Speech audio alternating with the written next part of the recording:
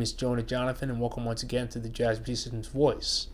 Today I've got a wonderful interview I did with Benny Benack III, a wonderful jazz trumpeter and vocalist.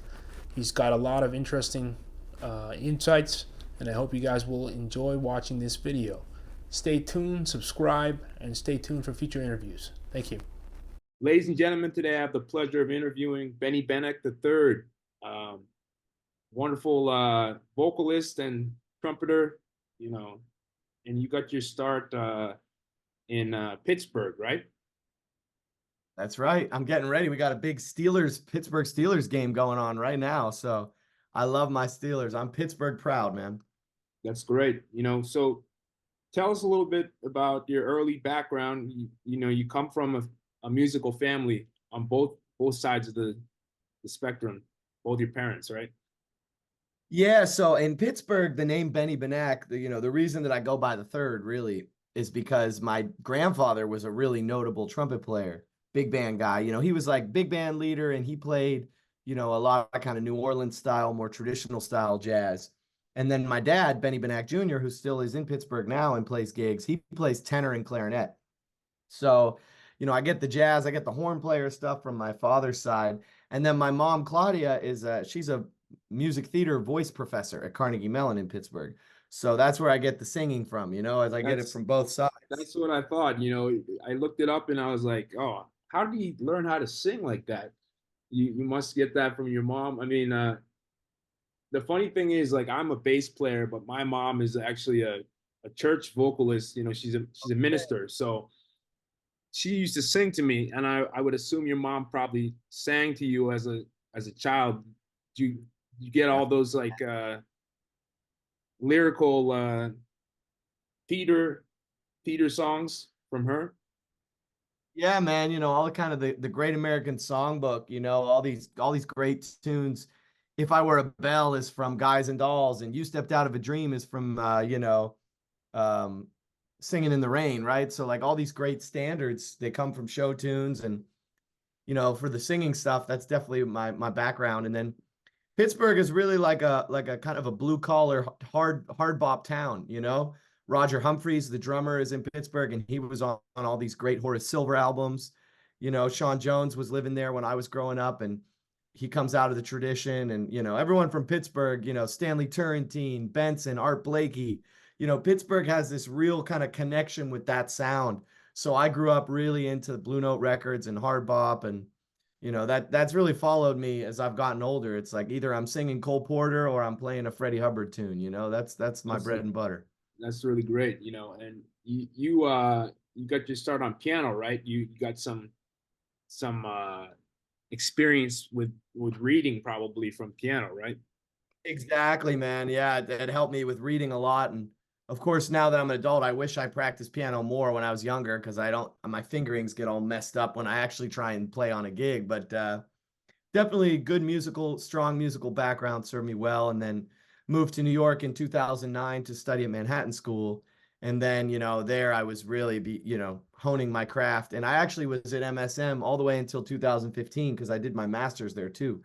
So I think in the years when we first kind of met and started running into each other in New York, I was probably still at Manhattan School when I was still kind of doing some gigs and sitting in everywhere. So yeah. I mean, time flies. We were just saying, man, time flies. Time flies. I did a video for Chris Macy, and you were playing with Melissa Aldana, I remember, and you guys were doing some of those drummer tunes.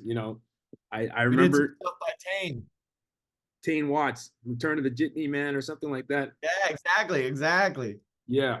I almost went to Manhattan School of Music, but decided to go to William Patterson. I guess I followed my own path that way, and Mulgrew Miller got me hooked up with Ron that way. So, I'd say it worked out, man.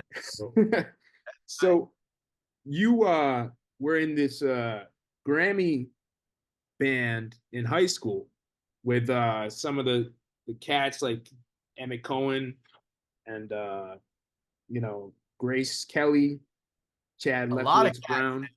It's crazy looking back at those years, between the Grammy band, the Monterey Jazz Festival's Next Gen Big Band, this program called Young Arts. You know, I was doing all those, the Vail Jazz Workshop.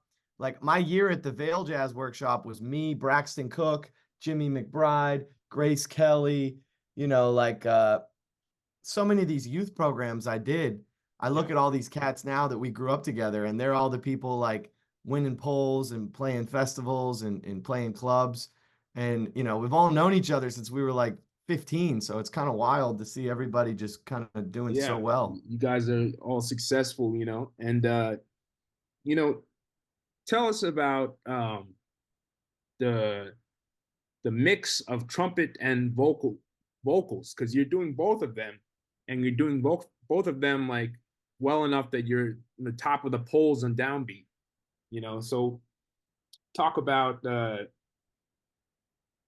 playing trumpet, and then you probably went to vocals after trumpet, right? Yeah, I mean, that was also kind of by design. Like I remember when I was talking to like Sean Jones, who was my first big mentor in Pittsburgh, and then also Lori Frink, incredible, dearly departed brass master pedagogue. And she was my teacher in Manhattan School, private teacher.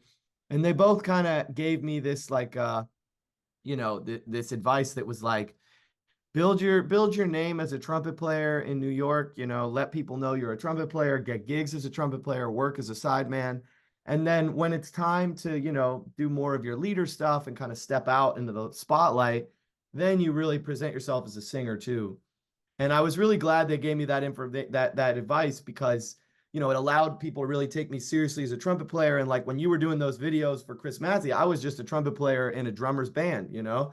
And I really kind of did all my first sideman gigs. Ulysses Owens Jr. took me out on the road to Japan when I was still in grad school, and that was just playing trumpet. And then, you know, I would sing on my own little gigs or sit in at a jam session, but I wasn't like going around to other people's gigs being like, hey, let me sing the encore. You know, I kind of just let that naturally evolve.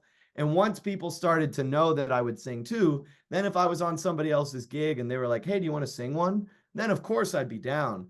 But I wasn't like really like branding myself as a singer at first, until I started to, you know, have some experience on the road and book some leader gigs. And then I kind of like let the other side out, you know?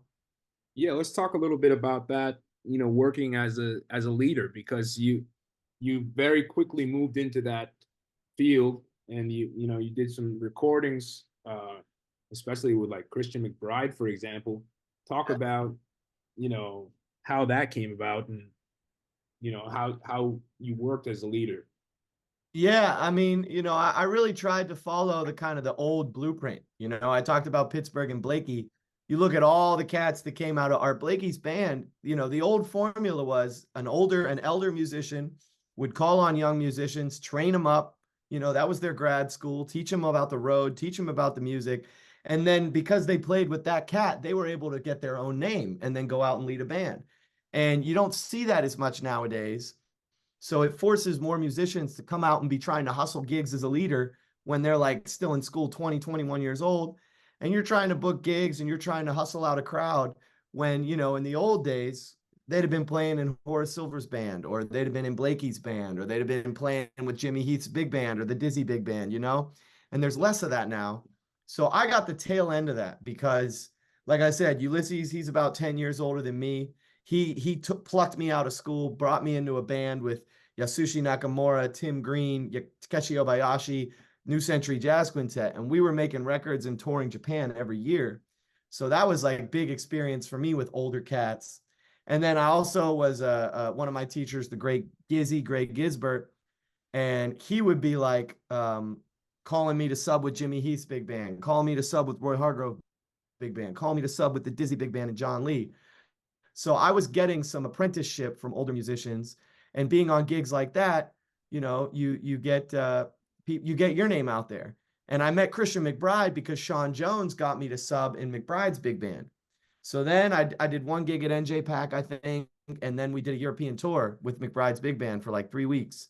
And I was in the trumpet section subbing for Sean, and it was so fun. And I got to be tight with Christian. And when it came time to do my second record, Ulysses was actually producing the record. And of course, Ulysses played with McBride for many years. So it was easy to make that connection. And Christian, you know, again, was a guy that was really supportive and agreed to play the whole record and was just awesome in the studio and just played some iconic shit on the bass. So, you know, I Yeah, got to give it up he's to, really one of the got to cats. give it up to McBride, man. Got to give it up. I remember when I first started William Patterson, we would come into Blue Note and there'd be like a Christian McBride like double set, and we'd be amazed, you know, that there's no one who can play like Christian McBride as far as soloing, and you know, his time is there, everything is there, you know.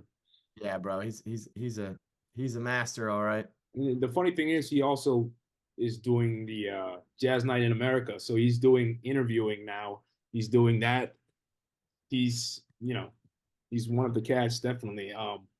So that record did quite well. The one that you did a couple of records with him, right?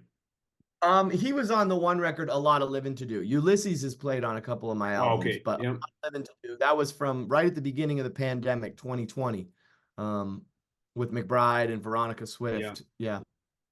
And you know, you did a lot of stuff at Emmett's place. You know, he does a lot of his live stream videos. You know, and that's you know, I've seen you in a few of the different bands with that. Talk about working with Emmett, and you know, you've known him for a long time, right?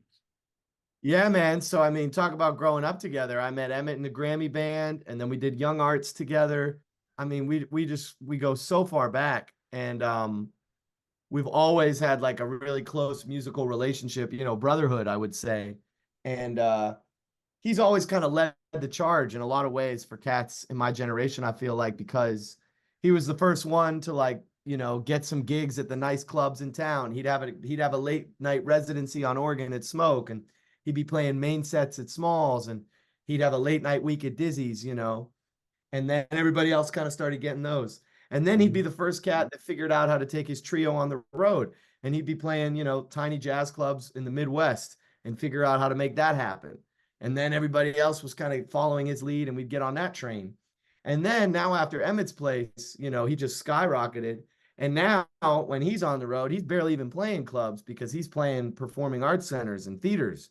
Yeah. So, you know, we're all just kind of following his lead. You know, he's the trailblazer.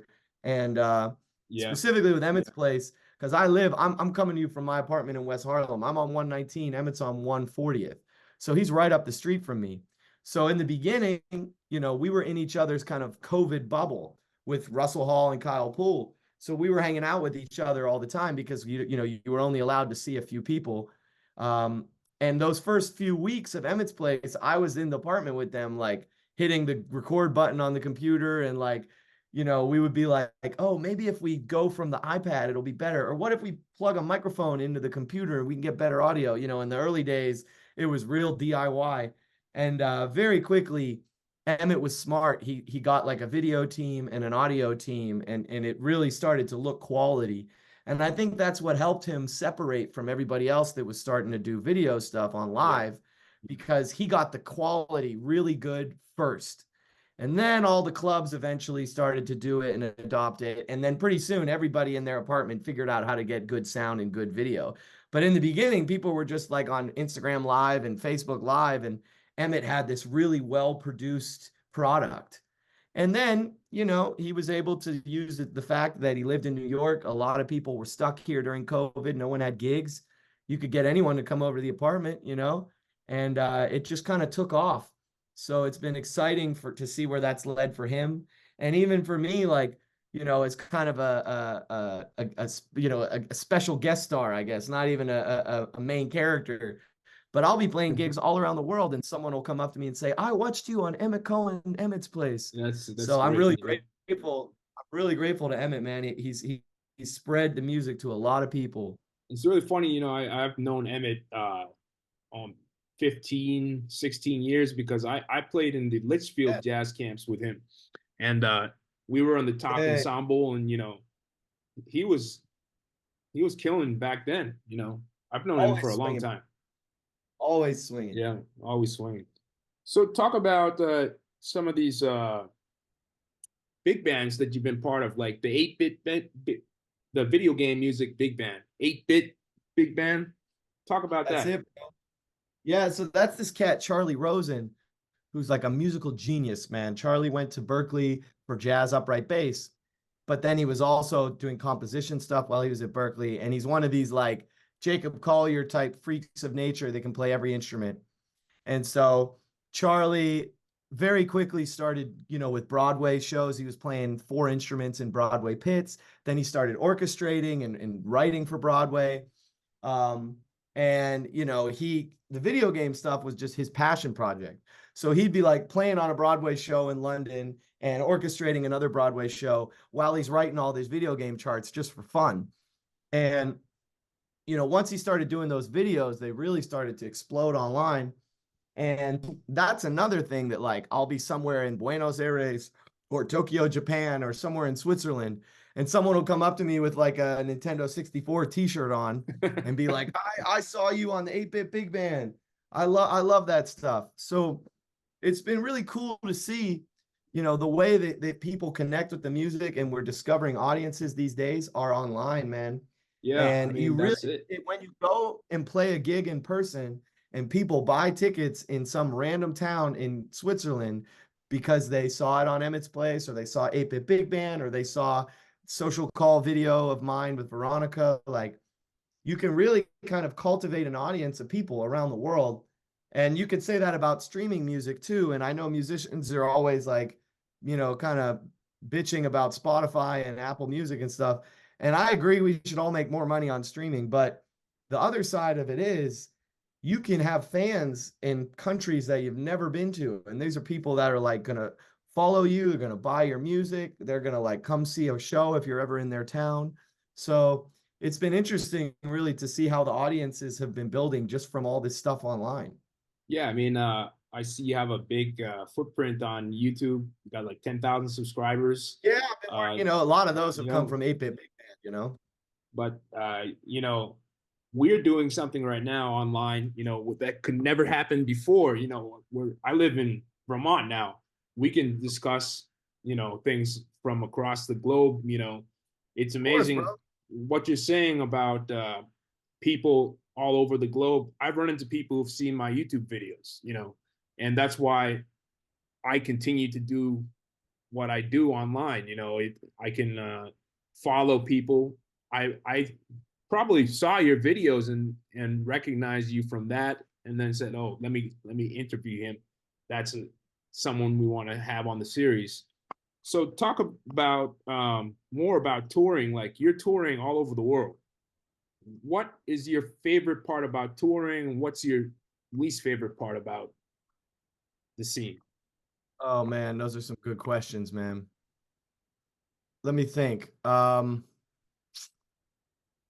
Wow, one of my favorite parts about touring definitely is just like I keep saying, just like connecting, meeting people, connecting with people in different parts of the world, because I do a lot of touring by myself, because I'm like a singer, I'm a front man, and I'll just show up and pick up a rhythm section wherever I go.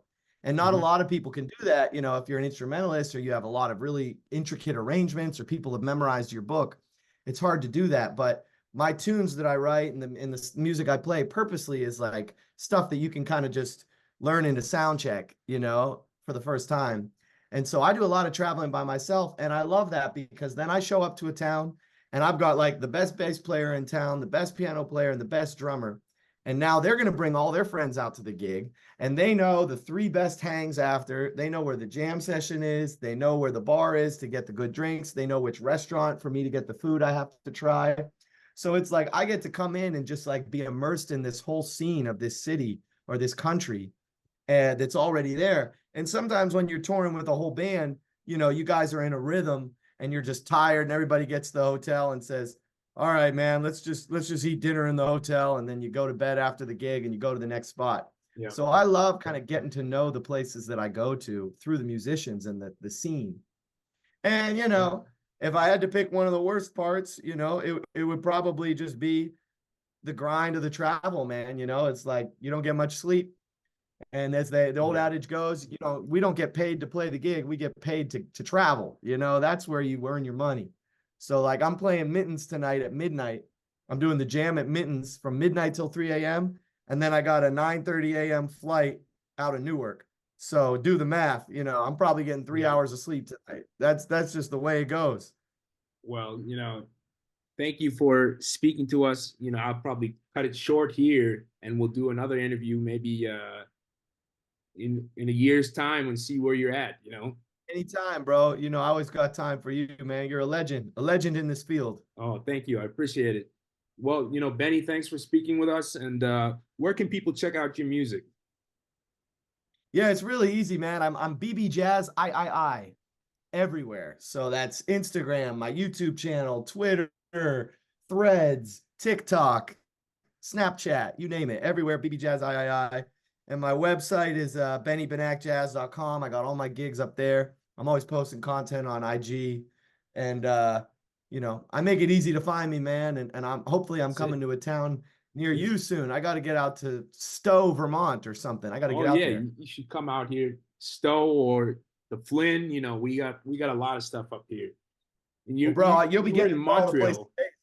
All right, we'll definitely do it, man. Thank you. Would love to.